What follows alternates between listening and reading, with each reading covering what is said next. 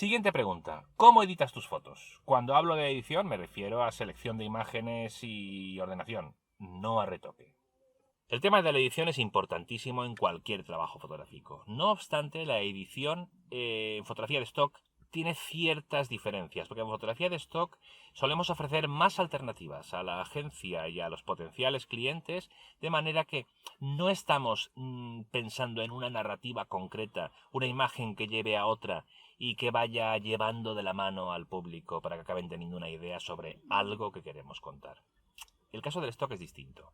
Las imágenes se valoran mucho más de manera individual e, insisto, ofrecer alternativas es interesante. Lo que tampoco podemos hacer es saturar nuestra colección de imágenes de repeticiones continuas. De manera que lo más aconsejable es elegir solo las imágenes más interesantes y tener en cuenta que las imágenes de stock en muchos casos funcionan de manera independiente. No hace falta establecer vínculos entre ellas.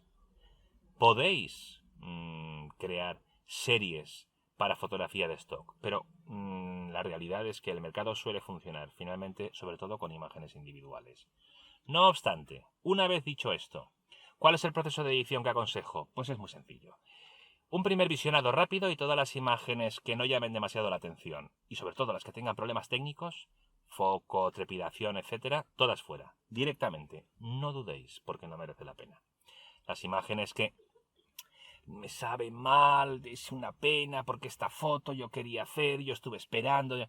Vais a estar arrastrando siempre excusas para intentar justificar la foto y frustración frente a cada persona que cuando las vea descubre en ellas lo que vosotras y vosotros no queréis ver, que la foto finalmente no funciona. Así que las fotos que no llamen mucho la atención y las que tengan deficiencias técnicas fuera directamente. Eso en la primera pasada. Y luego yo hago una segunda pasada en la que empiezo a comparar las imágenes que más o menos son parecidas o tienen algo que ver y acabo eligiendo poca cantidad de cada una de ellas porque una reiteración continuada creo que marearía incluso al público final cuando esté visionando las imágenes en la agencia. Y si trabajáis con una agencia que seleccione imágenes, finalmente lo hará. Pero no ganaréis muchos puntos si cada vez que enviáis fotos enviáis 100 para que se queden 6. No sé si me explico. Y además, vuestro archivo va a empezar a estar demasiado saturado de imágenes que siempre os llevan al mareo de esta, la otra, cojo la de allí, mira, lo dejo para mañana. No merece la pena. Borrad todo lo que no llame la atención y procurad quedaos con las imágenes más interesantes. Tened en cuenta que el portfolio de cualquiera no está compuesto por decenas de miles de fotografías. Cuando conocemos la obra de alguien, acabamos conociendo muy pocas imágenes realmente. Y es muy interesante que tengamos poco y bueno en lugar de mucho y regular. ¿Qué software utilizas o qué software empleas? Bueno, el tema del software es un tema muy personal.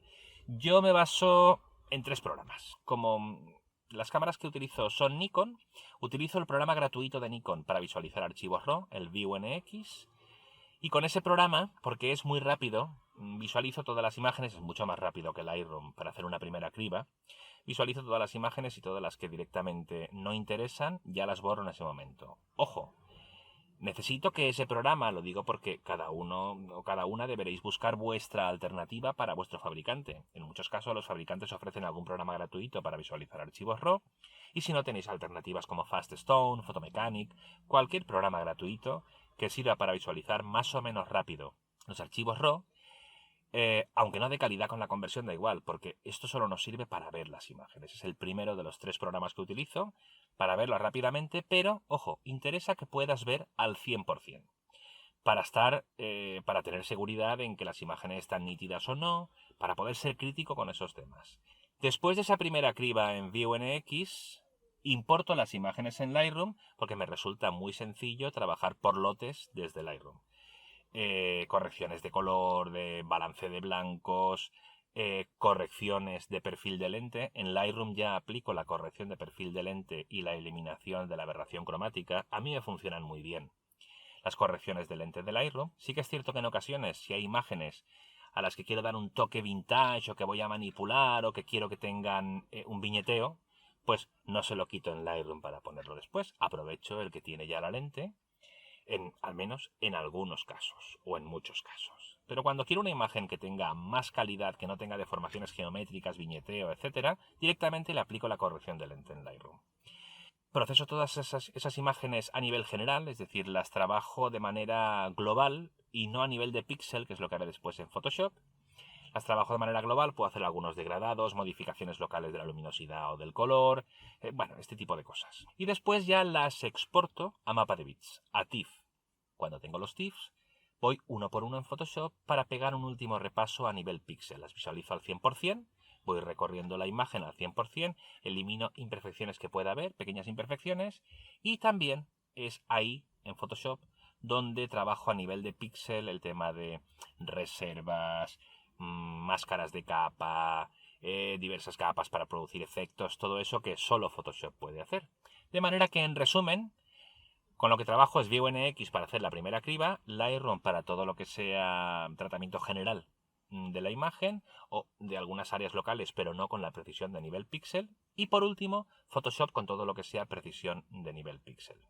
Si tenéis que interpolar vuestras imágenes, yo aconsejo que lo hagáis directamente en Lightroom, leyendo la información desde el archivo RAW. Desde allí, cuando exportéis, si necesitáis ampliar el tamaño, por ejemplo, si tenéis una cámara de 12 megapíxeles y necesitáis ampliar a 50 megas, que no salen directamente de 12 megapíxeles, realizad la interpolación directamente en Lightroom, que resultará mucho más sencillo. Y además, puesto que hay que hacerlo en un momento u otro, lo haréis en la fase en la que podéis tener más fácilmente más calidad, leyendo desde el archivo RAW. Y por último, todo el tema de retoques, trabajos parciales por zonas, etcétera. Yo aprovecho mucho las máscaras de capa, las capas y los modos de fusión para hacer muchas cosas. Todo eso lo hago en Photoshop. Siguiente pregunta. ¿Cómo funciona eso de los temas legales? ¿Qué es el Model Release, el Property Release?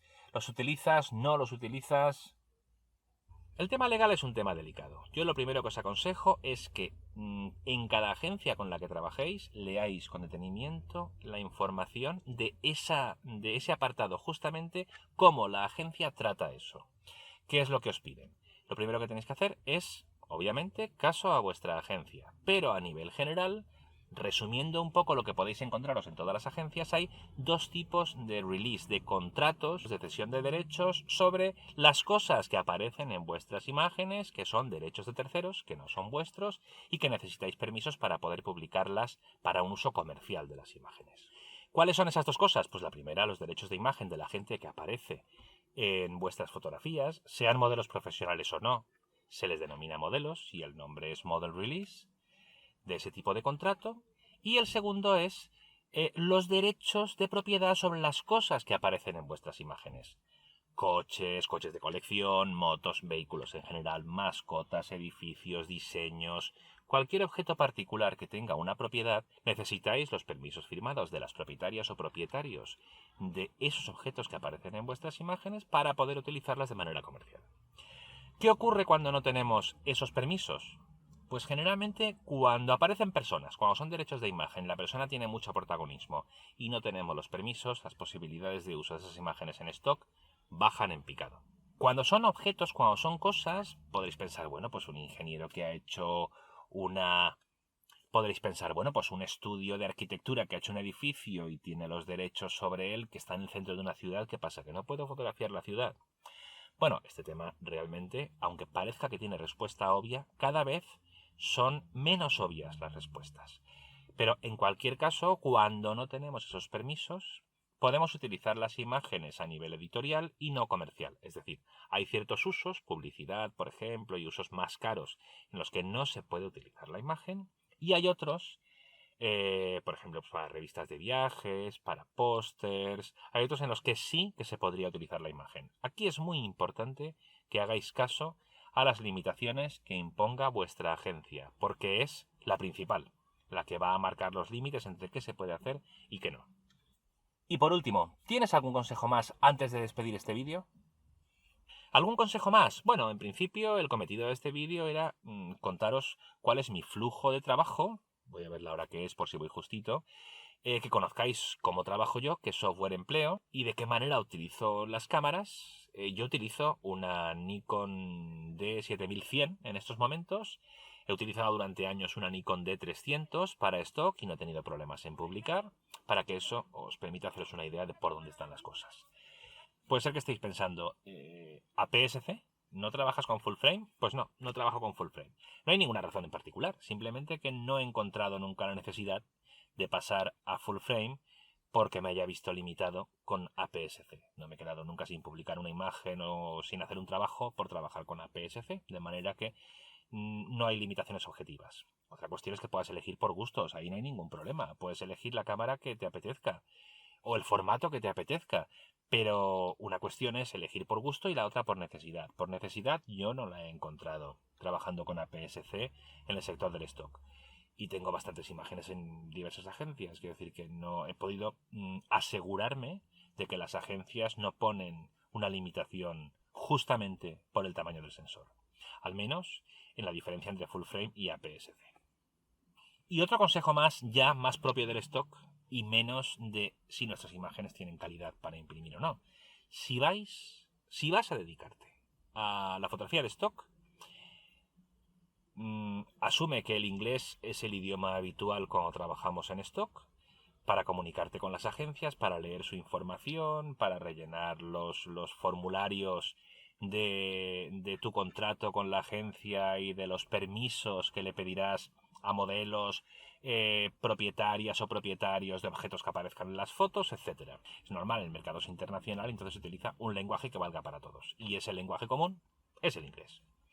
Y la segunda, nuestras imágenes ganarán muchísima más atención en el mercado y aparecerán más fácilmente en las búsquedas que realicen las o los potenciales clientes cuando están buscando una imagen en concreto para sus publicaciones, si tienen unas buenas etiquetas, unas buenas palabras que sirvan para que esa imagen aparezca cuando se está buscando cualquier cosa en concreto para la que se supone que esa imagen responde correctamente.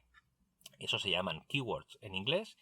Y en la mayoría de agencias actualmente es responsabilidad nuestra como fotógrafas y fotógrafos insertar las keywords que consideramos adecuadas para esas imágenes. Es un trabajo que nos tenemos que acostumbrar a hacer foto por foto.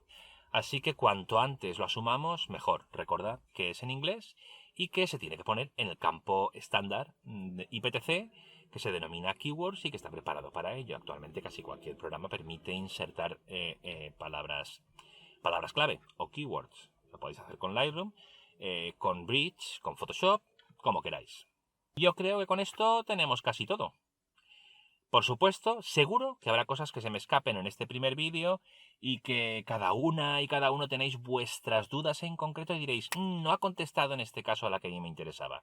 No pasa nada, tenéis aquí abajo el espacio de comentarios para poner cualquier duda que tengáis, consultas, etcétera, y a lo mejor incluso dan pie a un segundo vídeo sobre este mismo tema. Así que ya lo sabéis, espero vuestros comentarios, opiniones, vuestros me gusta. Muchas gracias por llegar hasta aquí, por compartir el vídeo, por suscribiros al canal y nos vemos en un próximo vídeo muy pronto. ¡Hasta luego! Y ya puestos, una pregunta complementaria. ¿PC o Mac? Y ojo con las fotografías que se venden royalty free. Hay veces que hay fotografías a la venta royalty free que tienen, en las que aparecen cosas. Bueno, no, esto aquí no nos vamos a meter, en este lío no nos vamos a meter.